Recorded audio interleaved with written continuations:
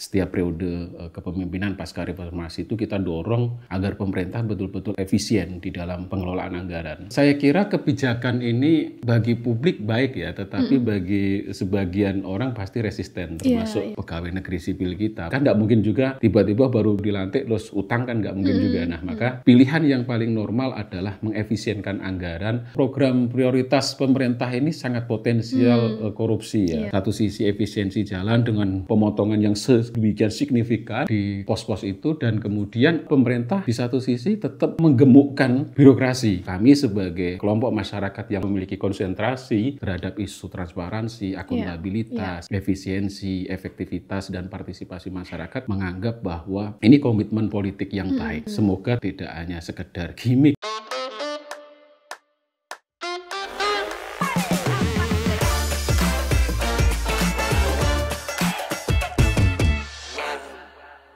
Halo, kembali lagi di podcast For Your Politics, yang muda yang berpolitik. Nah, masih bersama aku, Ayu Oktavi.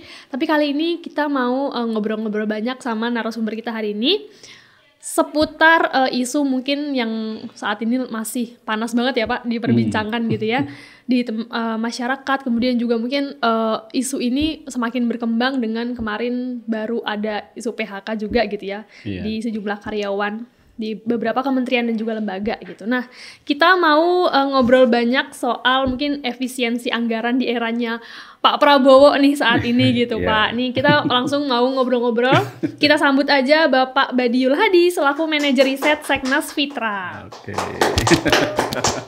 Selamat datang Bapak, terima kasih loh. Selamat datang, terima kasih sudah diundang sama Tirto ini. Oke, ini mungkin sebagai awalan sih Pak, boleh mungkin perkenalan dulu sih soal Fitra itu apa gitu Pak, untuk teman-teman FYP yang mungkin belum mengetahui soal Fitra. Oke, terima kasih.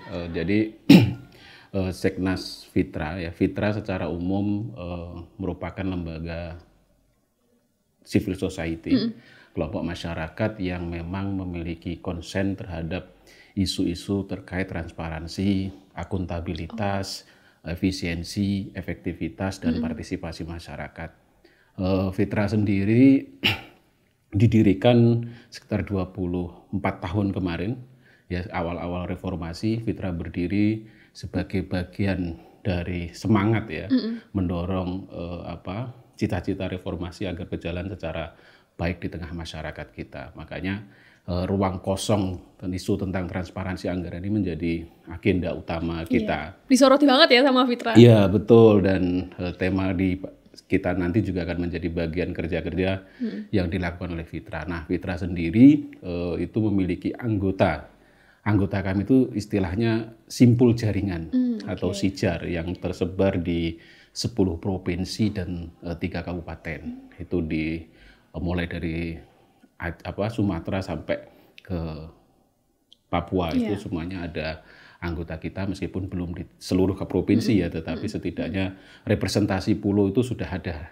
Representasi pulau itu ada, dan memang kami bekerja banyak di ruang-ruang publik itu, kan kayak gitu sih. Itu mungkin perkenalannya. Kami masuk tahun ini, masuk tahun ke 25 ya usianya, Fitra. Oke. Ini masuk ke isu yang kita mau bahas gitu ya Pak hari ini. Kemarin aku sempat baca artikelnya dari Fitra juga yang menyoroti soal efisiensi anggaran gitu ya. Di dalamnya banyak sekali opini-opini dari Fitra yang ya pro, dan sebenarnya lebih banyak kontranya sih dengan efisiensi anggaran ini ya, kalau misalnya aku baca kemarin gitu. Nah, mengawali Pak Badiul nih, bagaimana sih Fitra melihat kondisi saat ini dengan kebijakan efisiensi anggarannya Pak Prabowo?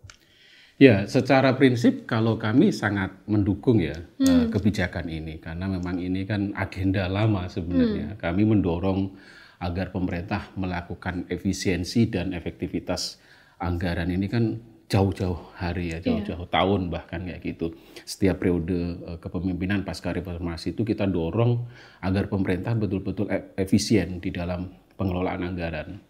Karena kita tahu bahwa pemerintah itu memiliki keterbatasan anggaran, kan selalu begitu. Dan itu selalu juga sering disampaikan oleh pemerintah bahwa efisiensi ini menjadi problem bagi pemerintah, karena memang pemerintah memiliki keterbatasan anggaran itu, sehingga kami menyambut positif kebijakan efisiensi anggaran ini. Meskipun dalam perjalanannya tentu ini tidak mudah kan kayak gitu. Misalnya hari ini juga pasti seiring dengan target efisiensi itu ya yang 306 triliun itu saya kira juga bagian yang sangat penting dicermati oleh masyarakat, oleh publik bahwa ini masih target sebenarnya. Isu ini masih pemerintah mentargetkan bahwa APBN tahun 2025 ini harus diefisiensikan sebesar itu kan kayak gitu. Nah, berikutnya justru muncul pertanyaan di publik. Loh, kenapa baru sekarang efisiensinya kan kayak gitu kan? Harusnya kan periode-periode kemarin pemerintahan sebelumnya sudah memperlakukan efisiensi loh. Kalau kemudian nanti betul bahwa Inpres tentang efisiensi itu, Inpres 1 tahun 2025 itu memang bisa berjalan efektif, artinya selama ini pemerintah hambur-hamburkan uang sebesar itu kan kayak gitu kan. Nah itu pertanyaan, saya kira itu akan menjadi pertanyaan publik terkait dengan semangat efisiensi. Tetapi secara prinsip bahwa kami sebagai kelompok masyarakat yang memang tadi saya sampaikan di awal memiliki konsentrasi terhadap isu transparansi, akuntabilitas, efisiensi, efektivitas, dan partisipasi masyarakat, menganggap bahwa ini komitmen politik yang baik. Semoga tidak hanya sekedar gimmick ya, dan ini betul-betul menjadi agenda yang serius gitu. Tidak hanya menjadi agenda politik sesaat untuk membahagiakan masyarakat saja kayak gitu. Tapi mungkin di beberapa kasus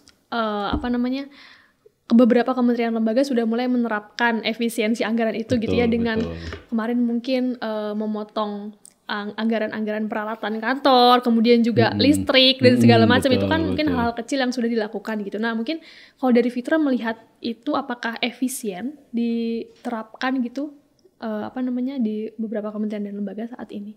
Ya, saya kira kebijakan ini bagi publik baik ya, tetapi bagi sebagian orang pasti resisten, termasuk pegawai negeri sipil kita pasti juga resisten terhadap kebijakan ini karena mungkin selama ini mereka menjalani kerja memang pola-polanya seperti itu kan. Nah, ketika kemudian muncul isu efisiensi ini kan justru terkesan ya gagap.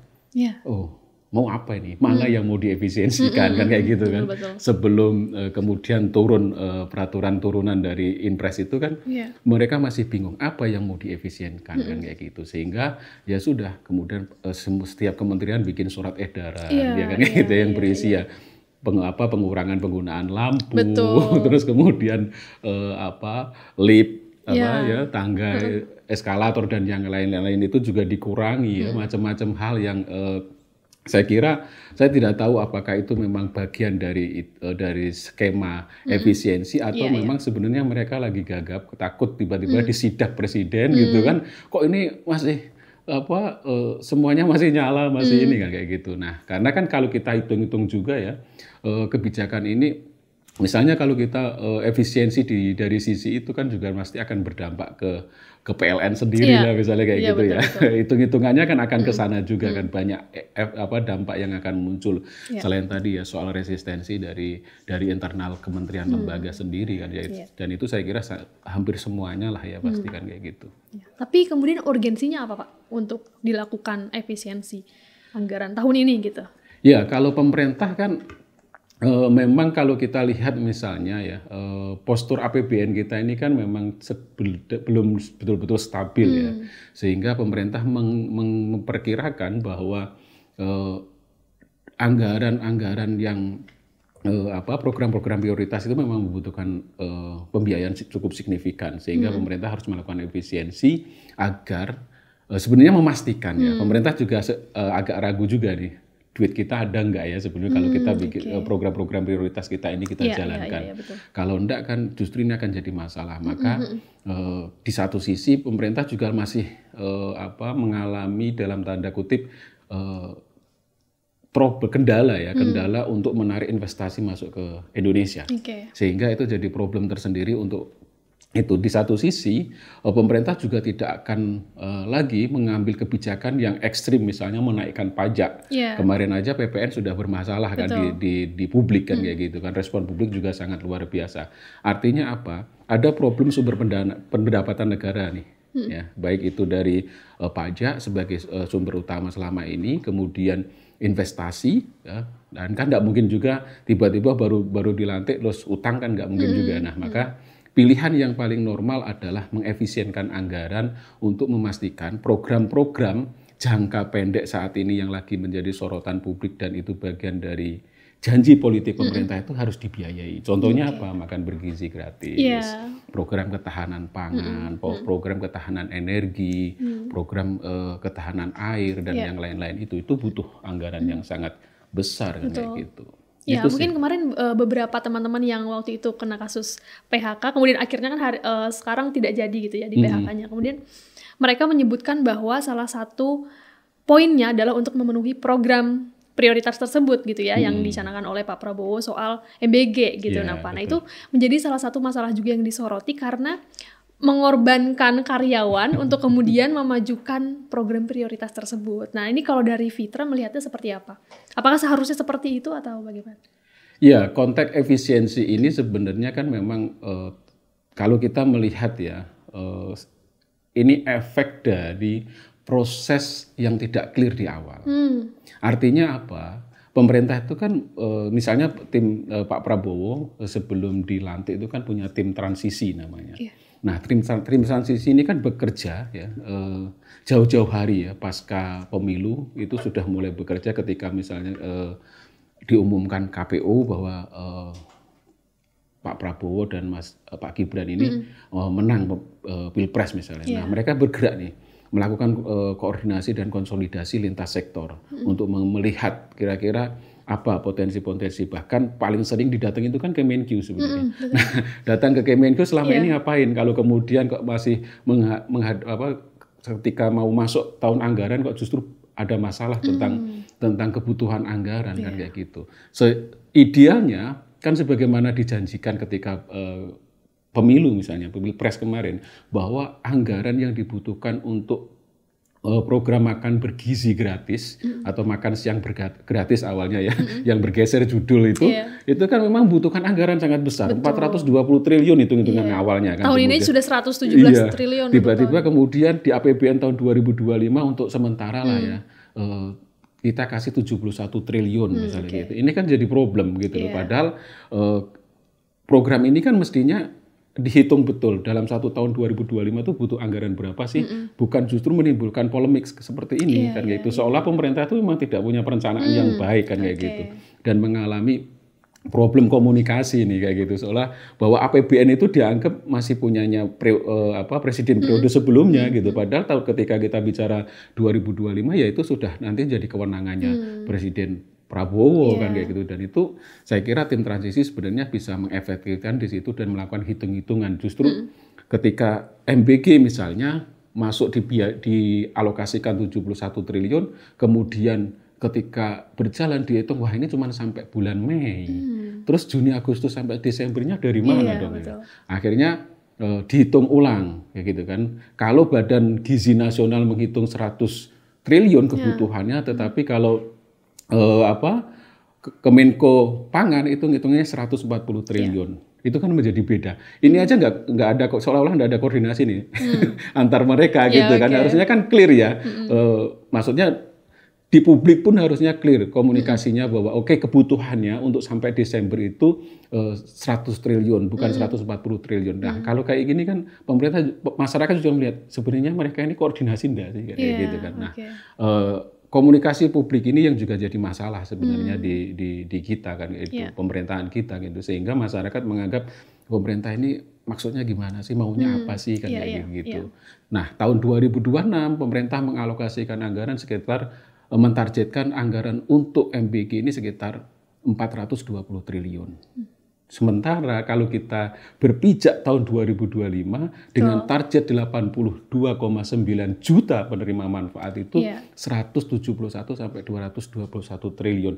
Kenapa harus dianggarkan di tahun 2026 itu 420 triliun kan kayak gitu kan. Ini kan jadi aneh lagi kan kayak gitu kan. Nah itu artinya bahwa proses perencanaan penganggaran pemerintah ini tidak clear. Harusnya sudah ada hitung-hitungan konkret. Ya misalnya kita flashback aja dari 17.500 kemudian turun jadi 15.000, turun jadi 12.000 dan akhirnya 10.000 kan kayak gitu. Ini kan penurunan angka ini sebenarnya juga mengindikasikan bahwa pemerintah ini sebenarnya masih bingung juga berapa sih idealnya kan kayak gitu. Nah, kalau kita belajar dari program yang hampir mirip misalnya PKH ya, program Keluarga Harapan itu dirancang itu sekitar 7 tahun baru kemudian ditetapkan sebagai program prioritas nasional. Tahun 2013 itu ditetapkan sebagai program prioritas nasional. Artinya ada proses yang sangat panjang untuk menetapkan program itu. Untuk mematangkan itu. Iya, menjadi skala nasional. Nah, ini kan masih uji coba. Uji coba bahkan yang yang bikin kita agak tergelitik ya dalam tanda kutip bahwa Presiden awal-awal sampai berstatement ya kalau memang duit APBN tidak cukup kita pakai uang pribadi misalnya. Iya. Nah ini kan jadi problem ya sebenarnya. Pemerintah kalau memang tidak siap ditahan dulu. Kalau memang uji coba ya jangan dipaksakan kan kayak gitu kan. Nah itu sebenarnya jadi problemnya. Oke, nah mungkin dari sini juga kan waktu itu Menteri Keuangan udah mengeluarkan gitu ya. Efisiensinya belanja gitu kan, pengurangan di beberapa aspek gitu ya, seperti keperluan kantor, terus juga perjalanan dinas yang karena dipotong, terus kegiatan-kegiatan seremonial yang dikurangi. Nah itu sebenarnya kalau dari Fitra melihat apakah ada sektor lain yang belum tersentuh untuk diefisiensikan? Ya, turunan dari Inpres itu kan kemudian dikeluarkan surat Kemenq ya, yang bicara tentang item efisiensi. Ada 16 item yang dikeluarkan oleh Kemenq sebagai ruang yang bisa dioptimalkan untuk efisiensi anggaran itu. Dan paling tinggi itu kan memang ATK ya. Bahkan klaim pemerintah kalau misalnya Wakil Ketua DPR mengklaim itu sudah 44 triliun kira-kira dari 90% ATK itu kalau diefisienkan. Itu angka yang bombastis ya. Angka yang bombastis sehingga ini menjadi hal yang sangat penting. Nah, 16 item itu memang kalau kita cermati itu ruang yang memang selama ini memang menjadi pemborosan. Misalnya ATK, kemudian souvenir ya kan kayak gitu kan, perjalanan dinas, pengadaan gedung, kendaraan dan yang lain-lain itu memang selama ini menjadi ruang-ruang pemborosan itu. Dan saya kira Kemenq sudah tepat ya mengarahkan kementerian-kementerian untuk melakukan efisiensi itu. Nah, justru efisiensi ini kan sebenarnya kalau dilihat secara lebih dalam kan kontraproduktif dengan semangatnya ya. Satu sisi efisiensi jalan dengan pemotongan yang sedemikian signifikan di pos-pos itu dan kemudian pemerintah di satu sisi tetap menggemukkan birokrasi. Betul. Mungkin baru-baru ini tahu ya teman-teman juga baru mengangkat staf sus baru gitu ya. Gitu kan. Nah itu kan jadi persoalan juga kalau itu berbanding terbalik berarti jatuhnya. Jadi semangatnya kayak gitu tetapi pada faktanya kita melihat struktur pemerintahan kita kan sangat luar biasa gemuk ya meskipun publik sering menyebutnya kabinet gemoy gitu ya. Tetapi kita melihat misalnya jumlah kementeriannya ada 53 kementerian, wamennya ada 55 orang misalnya kayak gitu. Ini kan angka yang sangat besar ya, belum pejabat setingkat menteri dan staf sus dan utusan khusus dan yang lain-lain itu banyak sekali. Kalau kita misalnya bicara tadi, ada aspek lain nggak? Sebenarnya kalau kami melihat ya, ketika misalnya kita bicara prinsip good governance, pemerintah sebenarnya bisa juga misalnya melakukan review terhadap kebijakan soal terkait kehadiran wamen misalnya. Seperti apa sih efektif sebenarnya fungsi wamen itu apa misalnya kan kayak gitu kan. Nah, publik kan pasti juga bertanya-tanya. Sementara jumlahnya sangat banyak. Bahkan kalau kita kalkulasi misalnya dari jumlah kementerian itu kalau diturunkan sama dengan periode kemarin ya Kementerian Lembaga 34 misalnya dari 53 itu dan kemudian wamen itu dihilangkan karena kita tahu bahwa menteri itu sebenarnya sudah punya 5 stafsus minimal ya, 5 stafsus yang bekerja membantu kerja-kerja menteri. Artinya wamen ini saya melihatnya lebih pada konteks politis karena dari sisi policy kebijakan mereka juga tidak punya kewenangan apa-apa sebenarnya. Justru seolah-olah menjadi beban baru bagi APBN. Nah, kalau misalnya tadi jumlah kementerian sama dilakukan evaluasi dan pengurangan sama dengan periode kemarin lah minimal 34 dan kemudian wamen dihilangkan itu dalam 5 tahun ke depan pemerintah itu bisa mengefisienkan sekitar 76 miliar. Artinya itu setara kalau digunakan untuk membiayai MBG itu 7,6 juta penerima manfaat. Oke, tapi seharusnya itu dilakukan jauh-jauh hari sebelum akhirnya memutuskan untuk memperbesar jumlah kementeriannya gitu kan Pak. Kalau misalkan sudah sekarang kan berarti sudah terlanjur berjalan begitu. Sebenarnya tidak ada yang terlanjur ya, karena kan pemerintah sebenarnya presiden misalnya terakhir kan presiden di beberapa forum kan selalu mewanti-wanti bahwa akan ada proses reshuffle, ada proses evaluasi terhadap kinerja pembantunya misalnya menteri dan wamen dan lain-lainnya. Artinya ini kan sebenarnya momentum ya presiden untuk melakukan evaluasi dan kemudian merampingkan struktur birokrasinya yang begitu gemuk kan kayak gitu. Nah, bukan tidak bisa, itu sangat mungkin kan. Yang terbaru misalnya kita bisa mengaca ke Vietnam kan kayak gitu kan yang dari 30 jadi 22 kementerian kan itu kan sangat luar biasa. Nah, presiden kalau memiliki komitmen politik bisa saja ngarah ke sana. Kayak gitu. Problemnya presiden punya nggak komitmen ngarah ke sana? Atau memang biarin aja lah ya kita penuhi dulu kebutuhan politik ini yang mengakomodasi kepentingan politik ini sehingga ini jadi problem di APBN kita kan kayak gitu. Ini mungkin kalau efisiensi anggaran ini berdampak utamanya mungkin pada kementerian dan lembaga juga kepada pekerja gitu ya, karyawan ASN. Tapi kalau untuk masyarakat sendiri dampak terbesarnya apa Pak sebenarnya? Ya, kalau dampak terbesarnya ya belum bisa diukur ya. Ya paling nyata hari ini yang bisa dilihat kan soal program makan bergizi gratis itu kan, yang memang itu diterima oleh masyarakat meskipun di beberapa daerah juga ditolak. Kan kayak gitu kan. Artinya apa? Ini juga ada sekali lagi bahwa masyarakat sebagai penerima manfaat ini sebenarnya juga masih dalam kegamangan. Apa sih target dari efisiensi ini? Apa yang mau diberikan ke kami kan kayak gitu kan.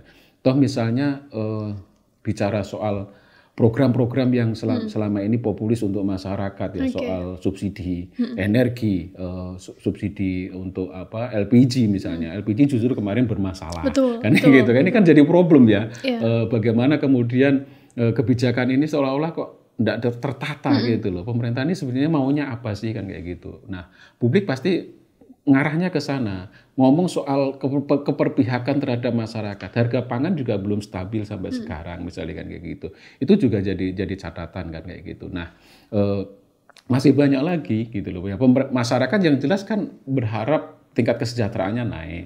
Tidak terjadi PHK di mana-mana. Misalnya kemarin ya beberapa BUMN kan juga terimbas nih kan gitu meskipun akhirnya direm lagi kan betul. Nah, ini kan jadi problem sampai pada curhat di sosial media kayak begitu banyaknya. Ini kan jadi catatan ya bahwa kebijakan ini sebenarnya ngarahnya seperti apa kan gitu. Kalau kemudian sasarannya penerima manfaatnya adalah masyarakat yang mana, mau seperti apa pola pembagiannya kepada masyarakat kan kayak gitu. Kalau kemudian misalnya MBG MBG jelas ya penerima manfaatnya anak-anak sekolah ya gitu. Dengan jumlah yang ditetapkan juga jelas kan kayak gitu meskipun ini juga belum rata di seluruh wilayah Indonesia, masih beberapa titik kan kayak gitu sekitar 2.000 atau berapa kan kayak gitu. Nah, di satu sisi misalnya untuk energi kemarin pemerintah memberikan potongan untuk token PLN misalnya kayak gitu. Wah, itu dipandang masyarakat itu sangat membantu ya. Kemudian tapi LPG bermasalah kan kayak gitu kan. Terus soal kebijakan-kebijakan yang lain misalnya. Tapi hal yang justru fundamental misalnya soal pangan, pemerintah belum mampu mengendalikan situasi ini kan sehingga problem harga pangan di pasar juga masih sangat tinggi. Dan ini kan efeknya nanti ke inflasi, ke pertumbuhan ekonomi dan yang lain-lain. Target 8% pertumbuhan ekonomi ya akan sangat sulit kan kayak gitu. Oke. Ya, mungkin tahun ini kan baru akan diberlakukan gitu ya efisiensi anggaran. Nah kemudian kalau saya pribadi nih penasaran sebenarnya bagaimana sih Fitra melihat nih pemerintah nantinya akan memastikan bahwa anggaran yang diefisiensi itu bisa dialokasikan untuk keperluan kesejahteraan masyarakat gitu Pak. Ya, yang pertama ini terkait dengan tadi komitmen pemerintah dulu ya sebelum kita bicara panjang bahwa pemerintah harus betul-betul mendesain 306 triliun ini harus betul-betul diperuntukkan bagi masyarakat dan pemerintah harus clear menyampaikan kepada masyarakat kan kayak gitu bahwa ini loh nanti program yang akan kami berikan. Misalnya ketahanan pangan itu apa saja? Misalnya kayak gitu. Misalnya keperpihakan pada petani. Nah, program kegiatannya apa harus clear ya. Misalnya subsidi pupuk yang seperti apa kan kayak gitu. Itu harus tuntas disampaikan kepada masyarakat. Artinya apa? Ini komitmen pemerintah di level pusat sampai di level daerah bahkan sampai di level desa itu harus betul-betul clear. Dan komunikasi mereka juga harus clear, jangan sampai terjadi miskomunikasi dan ini problem juga nanti di tengah masyarakat. Di satu sisi peran masyarakat juga menjadi sangat penting ya untuk memastikan bahwa program-program hasil efisiensi duit hasil efisiensi itu betul-betul bermanfaat di tengah masyarakat. Nah, misalnya kita mendorong program makan bergizi gratis contohnya. Ini kan program yang sangat besar dan ini rentan waktunya kan sampai akhir periode karena ini janji politik yang memang harus dituntaskan. Ini kalau dihitung kan sampai 5 tahun ke depan kan ribuan triliun duit yang akan dikeluarkan. Nah, kami mendorong misalnya pemerintah memberikan ruang yang lebih besar pada masyarakat untuk melakukan kontrol. Nah, mekanismenya seperti apa misalnya? Kalau kita selama ini misalnya mendorong transparansi anggaran pemerintah, nah pemerintah juga harus terbuka nih dalam pengelolaan anggaran itu. Misalnya pemerintah bikin dashboard khusus untuk program MBG. Nah di dalamnya itu bicara tentang kegiatan, program ya, terus kemudian mekanisme pengadaan atau procurement-nya, terus kemudian pengelolaan anggarannya kan kayak gitu kan, terus kemudian penerima manfaat, data penerima manfaatnya dan itu real time kayak gitu kan, termasuk ada ruang di dalamnya untuk pengaduan masyarakat. Ini menjadi sangat penting. Sekarang ini misalnya masyarakat bertanya, kami harus mengadu ke siapa? Ke pemerintah daerah tidak punya kewenangan. Karena hari ini masih sentralisasi di pusat. Pemerintah daerah seolah-olah nggak dilibatkan kan kayak gitu kan. Sehingga ini jadi problem juga kan kayak gitu kan. Meskipun beberapa klaim pemerintah sudah melakukan koordinasi dengan pemerintah daerah, tetapi pada faktanya pemerintah daerah juga keterlibatannya masih sangat-sangat kecil kan kayak gitu. Nah, proses-proses memastikan itu ya tadi komitmen pemerintah harus clear dari pusat sampai di level daerah bahkan di level desa. Misalnya target perputaran uang yang selama ini diasumsikan pemerintah di level desa itu harus betul-betul dipastikan. Misalnya bagaimana bahan-bahan untuk MBG itu berasal dari desa, masyarakat desa setempat yang kayak gitu. Hal itu hal sederhana ya. Itu juga akan berdampak ke masyarakat misalnya ketika bahan pokoknya itu dibeli dari masyarakat secara langsung misalnya. Nah, itu terus kontrol masyarakat juga sangat penting agar pemerintah juga tidak sesuka hati juga kan kayak gitu, karena selama ini ketika kontrol masyarakat lemah, pemerintah sesukanya menjalankan program. Itu mungkin terkait juga dengan penyelewengan anggaran lah betul. Korupsi dan sebagainya. Sangat potensial.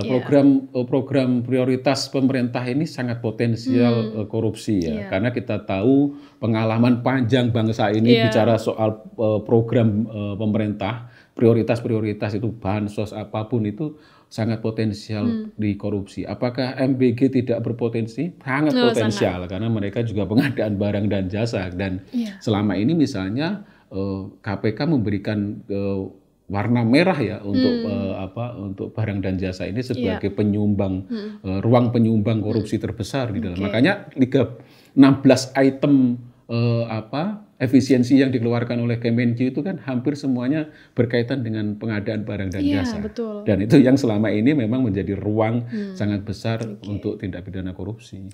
Oke, ini mungkin kalau ke depan, beberapa tahun ke depan ketika memang kebijakan ini nanti dijalankan gitu ya, Fitra melihatnya tidak hanya untuk jangka pendek, mungkin nanti untuk jangka panjang apa dampaknya kepada Indonesia gitu.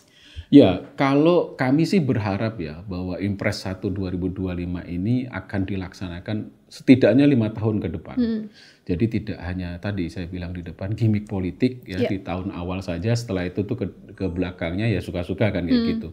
Kami berharap bahwa komitmen efisiensi itu betul-betul menjadi agenda politik Presiden Prabowo, memastikan bahwa APBN itu tidak disalahgunakan dan tidak dihambur-hamburkan atau di pemborosan, tidak dibocor lah kalau bahasa beliau kan, biar tidak bocor kemana-mana kan kayak gitu. Itu harus dipastikan bahwa itu betul-betul clear ya, betul-betul clear APBN itu dikelola dengan baik. Nah, salah satunya dengan prinsip efisiensi itu. Nah, efisiensi itu menjadi keniscayaan bagi pemerintah karena begini, utang kita ini sudah terlalu besar. Bangsa Indonesia ini utangnya sudah terlalu besar. Bahkan terakhir kan sekitar 8.000 triliun dan itu tidak mungkin kita akan terus menambah utang itu sementara kemampuan pemerintah membayar juga masih terbata-bata kan kayak gitu. Artinya apa? Efisiensi itu menjadi keharusan, keniscayaan yang dilakukan oleh pemerintah tidak hanya tahun 2025 tetapi setidaknya minimal ya 5 tahun ke depan dan syukur-syukur itu bisa next-nya sampai seterusnya kan kayak gitu. Nah, tapi apakah efisiensi anggaran ini nantinya ke depannya mungkin akan mempengaruhi juga gitu kualitas layanan publik di Indonesia gitu Pak? Itu yang kita khawatirkan sebenarnya Mbak Ayu. Jadi jangan sampai juga ya kekhawatiran publik itu kan kayak gitu. Kita sudah tahu nih, misalnya kayak begini, contoh gampang, resistensi PNS ya terhadap kebijakan itu kan bisa saja mereka kemudian mengurangi semangat bekerja mereka karena fasilitasnya kan berkurang. Ya taruhlah ya kayak gitu ya, taruhlah berkurang. Di satu sisi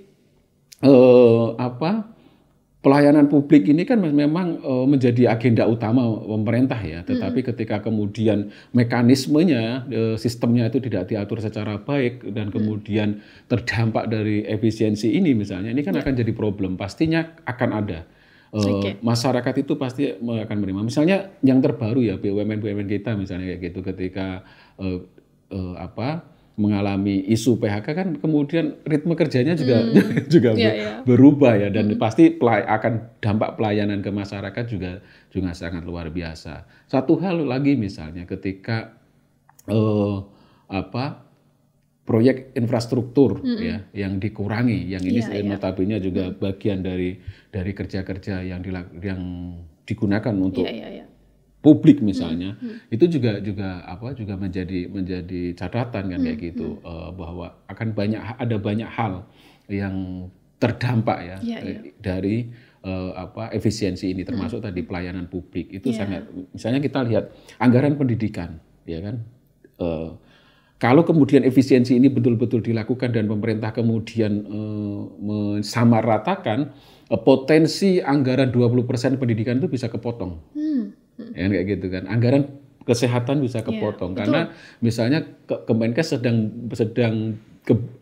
berpikir pola ini untuk pengadaan obat dan yang lain-lain itu kan pasti terdampak di efisiensi juga kan kayak gitu. Nah, hal-hal kayak gini, peralatan misalnya kayak gitu kan, di sektor-sektor layanan dasar utama misalnya pendidikan, kesehatan itu pasti akan terdampak secara ini kan anggaran pendidikan berkurang semuanya, pasti juga akan berimbas pada pelayanan itu sendiri kan kayak gitu. Di sektor kesehatan juga sama, di sektor administrasi kependudukan juga pasti juga terkena imbas karena efisiensi ini penting untuk dicatat tidak hanya di level kementerian lembaga tetapi juga di level pemerintah daerah dan desa, ya kan? Dari 306 triliun itu kan 50 triliunnya dari transfer daerah, itu DAK, DAU, DBH, dan dana desa yang dipotong kan kayak gitu kan. Nah ini yang saya kira pasti berimbas sangat luar biasa dan pemerintah harus hati-hati memastikan bahwa efisiensi jalan sebagai prinsip yang komitmen politik, tetapi pelayanan publik juga harus dipastikan tidak terkendala dengan efisiensi itu. Ini mungkin berpengaruh juga pasca IKN ya Pak ya, karena pembangunan di IKN juga katanya mangkrak gitu kan karena efisiensi anggaran ini. Ini Fitra melihatnya seberapa? Ya, saya kira saya terlepas dari problematika politiknya ya, bahwa kami melihat memang pemotongan pemangkasan anggaran misalnya di Kementerian PU ya, yang dari 81 menjadi 29 triliun itu memang dahsyat sekali kan kayak gitu, dan imbasnya memang kemudian salah satunya kan ke pembangunan IKN ya. Betul. Nah, pembangunan IKN ini memang menjadi agenda pemerintah sebelumnya, tetapi beberapa kali disampaikan bahwa ini bukan agenda pemerintahan Presiden Prabowo misalnya kayak gitu kan, tetapi ini menjadi sangat penting untuk dilihat bahwa tidak hanya IKN yang terdampak, tapi semua infrastruktur itu kan akan terdampak karena pemotongannya sampai 30% keseluruhan di item efisiensinya Kemenq kan. Suratnya Kemenq kan sampai 16 item itu salah satunya kan infrastruktur yang 30%. Oke. Kalau dari Fitra sendiri untuk terus membersamai soal isu efisiensi anggaran ini, apakah ada sesuatu yang dilakukan dari Fitra gitu Pak? Ya, yang pasti kami akan terus mengawal ya kebijakan ini sampai pada nanti realisasinya kan kayak gitu. Karena ini memang Inpres ini target pemerintah, komitmen politik pemerintah untuk mengefisienkan anggaran, dan saya kira ini juga jawaban bahwa selama ini pemerintah kan selalu mengeluh ketika dimintain masyarakat anggarannya nggak cukup, sehingga kami dengan masyarakat sipil dan yang lainnya dan masyarakat secara umum saya kira perlu terus mengawal ya kebijakan ini betul-betul sampai pelaksanaannya nanti, dan anggaran yang sedemikian besar ditargetkan pemerintah ketika kemudian direalisasikan dalam bentuk program kegiatan itu betul-betul efektif menyasar ke masyarakat, dan pada muaranya cita-cita mesejahterakan masyarakat itu menjadi penting dan tercapai kan kayak gitu. Nah, itu peran kita. Oke, tapi sejauh ini kalau dari Fitra mungkin apa sih tantangan terbesarnya dari transparansi anggaran itu, Pak?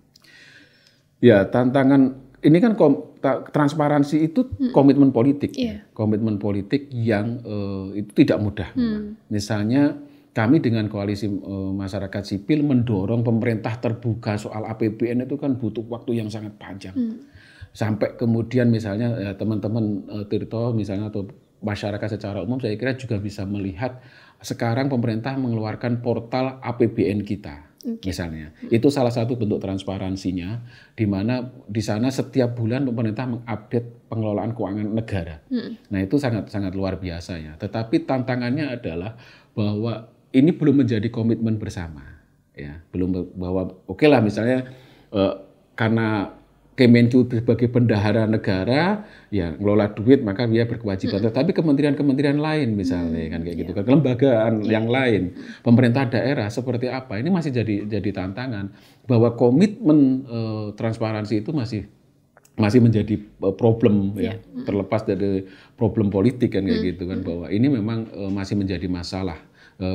Duit yang sedemikian besar misalnya total 3.000 triliun itu dikelola seperti apa di tingkat teknis misalnya di kementerian lembaga itu seperti apa, tingkat transparansinya juga masih jauh dari harapan publik. Belum pemerintah daerah yang sedemikian banyak ya kan kayak gitu, dan pemerintah desa itu semuanya masih menjadi tantangan karena tidak semuanya siap dengan keterbukaan itu. Padahal kalau kita bilang transparansi itu selain untuk mencegah tindak pidana korupsi juga meningkatkan kualitas partisipasi masyarakat, karena dengan informasi yang clear, yang tuntas dari pemerintah, masyarakat semakin yakin untuk berpartisipasi, dan kualitas partisipasinya pasti lebih baik karena punya data informasi yang memadai. Gitu. Oke. Mungkin kalau dari Fitra ada tantangan tersendiri nggak sih Pak, kayak mengedukasi masyarakat soal meningkatkan transparansi anggaran gitu? Mungkin tidak harus langsung di tingkat pemerintah gitu ya, mungkin di tingkat-tingkat yang bawah dulu itu seperti apa Pak? Ya, kalau kita membahasakannya literasi anggaran misalnya ya,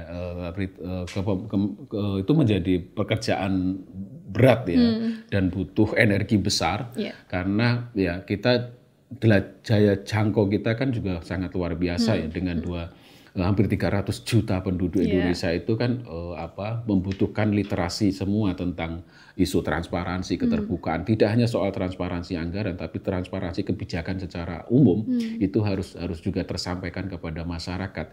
Karena kalau tidak, masyarakat ya akan selalu hanya menjadi objek ya, tidak menjadi subjek pembangunan. Nah, itu yang kita inginkan adalah masyarakat terlibat secara aktif, tidak hanya formal, atau dalam bahasa kami itu semu, tetapi partisipasi yang berkualitas dari proses-proses yang dilakukan oleh pemerintah. Untuk berpartisipasi secara berkualitas, maka perlu pengetahuan yang cukup, perlu informasi yang baik, dan perlu perlu kemampuan untuk melakukan konsolidasi di tengah masyarakat kita kan kayak gitu.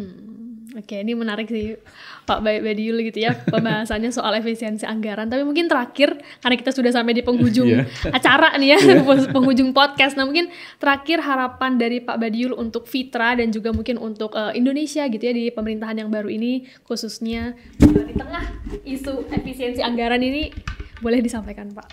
Ya, kalau kami berharap ya komitmen politik ini tidak hanya berlaku untuk awal periode saja kan gitu terkait efisiensi ya. Ini bisa menjadi komitmen politik sampai di akhir periode kan kayak gitu. Sehingga ini bisa menjadi pembelajaran kepada kita bangsa Indonesia bahwa pemerintah itu sebenarnya bisa loh melakukan efisiensi. Pemerintah itu bisa ngirit duit negara sehingga tidak dihambur-hamburkan dan bocor, sehingga ini juga efisiensi ini kalau kemudian berjalan secara efektif, saya juga memiliki keyakinan ini bisa mengurangi tindak pidana korupsi di Indonesia ya, yang ini sudah menjadi penyakit luar biasa ya di tengah masyarakat kita. Dan saya berharap juga masyarakat terus melakukan kontrol pengawasan terhadap kerja-kerja pemerintah ya sampai 5 tahun ke depan minimalnya, memastikan bahwa agenda-agenda yang sudah disusun oleh pemerintah itu betul-betul memiliki dampak yang baik bagi masyarakat. Dan kami juga berharap masyarakat terus mengupdate diri ya terhadap informasi dari pemerintah agar memahami bagaimana pemerintah mengelola negara ini, terutama anggaran ini betul-betul baik, efektif dan efisien. Itu menjadi dikedepankan, terutama juga prinsip transparansi dan akuntabilitas itu betul-betul clear dilakukan oleh pemerintah. Oke. Terima kasih Pak Badiul sudah mau berdiskusi panjang lebar gitu ya bersama Tirto. Terima kasih juga buat teman-teman sudah menyaksikan podcast For Your Politics. Kita kawal terus ya Pak ya isu efisiensi anggaran ini. Semoga tadi sesuai dengan harapannya Pak Badiul bisa terus langgeng gitu ya, nggak cuma tahun 2025 tapi kita bisa mengambil sisi positifnya dari efisiensi anggaran ini. Tadi disebutkan banyak banget gitu ya, bisa berkaitan juga dengan hutang negara gitu kan, bisa kementerian dan lembaga juga, dan berdampak tentunya kepada masyarakat. Terima kasih teman-teman, ikuti terus pendidikan politik bersama dengan podcast For Your Politics, yang muda yang berpolitik. Sampai jumpa. Terima kasih.